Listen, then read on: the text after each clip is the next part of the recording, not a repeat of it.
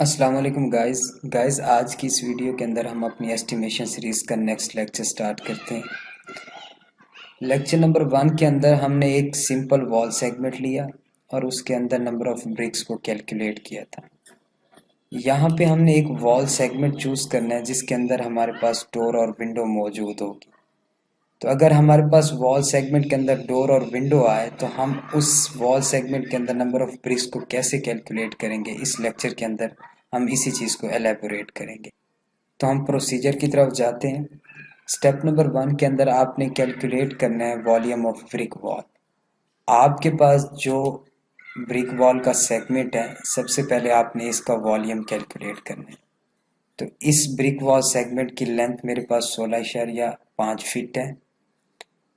Thickness मेरे पास 9 inch है। इस ब्रिक वॉल सेगमेंट को मैंने स्केचअप के अंदर ड्रॉ किया। तो यहाँ से हम इसकी हाइट को रीड करेंगे तो हाइट मेरे पास 10 फीट है। इन 3 पैरामीटर से सबसे पहले मैं इस ब्रिक वॉल का वॉल्यूम कैलकुलेट करूंगा। लेंथ ऑफ वॉल मेरे पास 16.5 फीट है। विड्थ या थिकनेस मेरे पास 9 इंच है, जिसको मैंने 12 पे डिवाइड करके फीट के अंदर कन्वर्ट किया। हाइट ऑफ द वॉल मेरे पास 10 फीट है। तो इन 3 पैरामीटर्स के ज़रिए मैं सबसे पहले वॉल्यूम को कैलकुलेट करूंगा। तो वॉल्यूम ऑफ ब्रिक वॉल का formula length into width into height. तो लेंथ मेरे पास 16.5 फीट, थिकनेस या विड्थ मेरे पास 0.75 फीट, हाइट मेरे पास 10 फीट है। तो इन 3 पैरामीटर्स को मल्टीप्लाई करने के बाद मेरे पास आंसर आया 123.75 क्यूबिक फीट। तो ये वॉल्यूम कैलकुलेट किया है हमने इस ब्रिक वॉल सेगमेंट का। तो नेक्स्ट स्टेप नंबर 2 के अंदर हमने डोर और विंडो का वॉल्यूम कैलकुलेट करना है। डोर और विंडो का वॉल्यूम कैलकुलेट करने के बाद हमने इस वॉल्यूम को वॉल्यूम ऑफ ब्रिक वॉल जो हमने स्टेप नंबर 1 के अंदर कैलकुलेट किया था उससे डिडक्ट करना है। तो स्टेप नंबर 2 के अकॉर्डिंग सबसे पहले हम डोर का वॉल्यूम कैलकुलेट करते हैं। Length of the door 3 feet है। विड्थ या थिकनेस मेरे पास 9 इंच है और हाइट मेरे पास डोर की 7 फीट है। तो इन 3 डायमेंशन से मैं वॉल्यूम ऑफ डोर कैलकुलेट करता हूँ। तो volume of door is equal to height 7 feet है मल्टीप्लाई बाई थिकनेस या विड्थ मेरे पास 9 इंच थी, तो उसको मैंने 12 पे डिवाइड करके फिट के अंदर कन्वर्ट किया, multiply by length of door मेरे पास 3 फीट थी। तो इन पैरामीटर्स को मल्टीप्लाई करने के बाद मेरे पास आंसर आया 15.75 क्यूबिक फीट। तो ये मेरे पास वॉल्यूम ऑफ डोर ऑब्टेन हुआ है। नेक्स्ट हम वॉल्यूम ऑफ विंडो को कैलकुलेट करते हैं। तो मेरे पास विंडो की लेंथ 4 फीट है, थिकनेस या विड्थ मेरे पास 9 इंच है और इसकी हाइट 4 फीट है। तो इन डायमेंशन से अब मैं वॉल्यूम ऑफ विंडो को कैलकुलेट करता हूँ। तो volume of window is equal to length 4 feet multiply by thickness 0.75 feet multiply by height 4 feet. तो ये मेरे पास रिजल्ट आया 12 फीट। तो ये मेरे पास वॉल्यूम ऑफ विंडो आ गया। नेक्स्ट हमने डोर और विंडो के वॉल्यूम को ऐड करना है। तो by adding door window volume मेरे पास रिजल्ट आया 27.75 क्यूबिक फीट।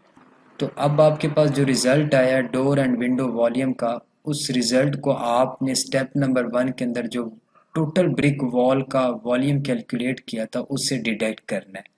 क्यों?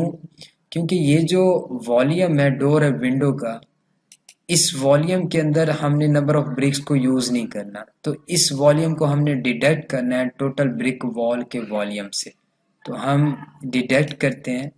तो volume of wall for brick calculation is equal to total volume of brick wall minus door window volume. तो मेरे पास total volume of brick wall जो मैंने step number 1 के अंदर कैलकुलेट किया था वो था 123.75 क्यूबिक फुट और माइनस मैंने करना है डोर विंडो वॉल्यूम का, वो मेरे पास आया 27.75 क्यूबिक फुट। तो मेरे पास आंसर आया 96 क्यूबिक फुट। अब ये मेरा वो वॉल्यूम है जिसके अंदर मैंने नंबर ऑफ ब्रिक्स को कैलकुलेट करना है। नेक्स्ट स्टेप नंबर 3 के अंदर हमने स्पेसिफाई करना है थिकनेस ऑफ मोटार को। According to specification, mortar thickness ranges lies between 1/4 inch to 1/2 inch. तो आप मिनिमम टू मैक्सिमम इस रेंज के अंदर मोटार थिकनेस को ड्यूरिंग ब्रिक वर्क यूज़ करते हैं। तो यहाँ पे मैं मिनिमम मोटार थिकनेस को जो यूज़ करने लगा हूँ that is 1/4 inch approximately equal to 2 सूतर that is equal to 0.25 inch. तो मैंने मोटार थिकनेस को स्पेसिफाई कर लिया।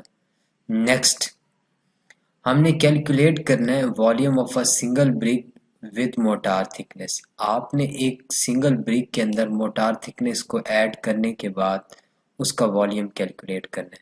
तो सबसे पहले मैं ब्रिक पैरामीटर को देखूं तो मेरे पास लेंथ ऑफ ब्रिक 9 इंच होती है, विड्थ 4.5 इंच होती है और हाइट 3 इंच होती है।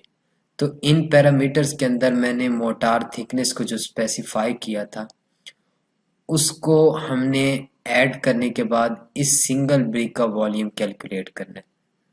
तो volume of brick with motor तो हम वो कैलकुलेट करते हैं। मेरे पास लेंथ ऑफ ब्रिक 9 इंच थी, उसके अंदर मैंने मोटार की थिकनेस को ऐड करने के बाद इसको 12 पे डिवाइड किया और इस पैरामीटर को मैंने फिट के अंदर कन्वर्ट किया।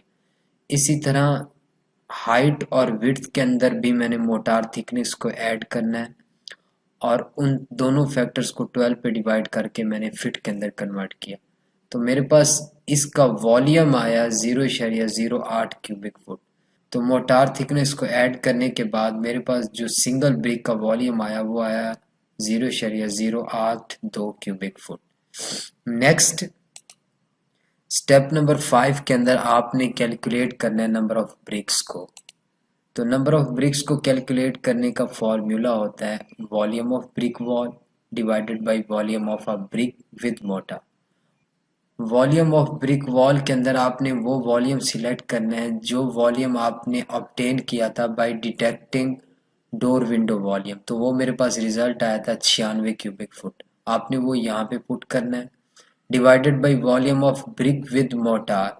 मोटार थिकनेस को ऐड करने के बाद आपने जो एक सिंगल ब्रिक का वॉल्यूम कैलकुलेट किया था आपने उसकी वैल्यू यहाँ पे पुट करनी है।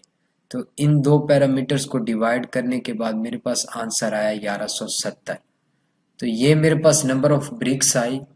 तो अब इसके अंदर मैं वेस्टेज को ऐड करता हूँ by taking 10% wastage according to specification.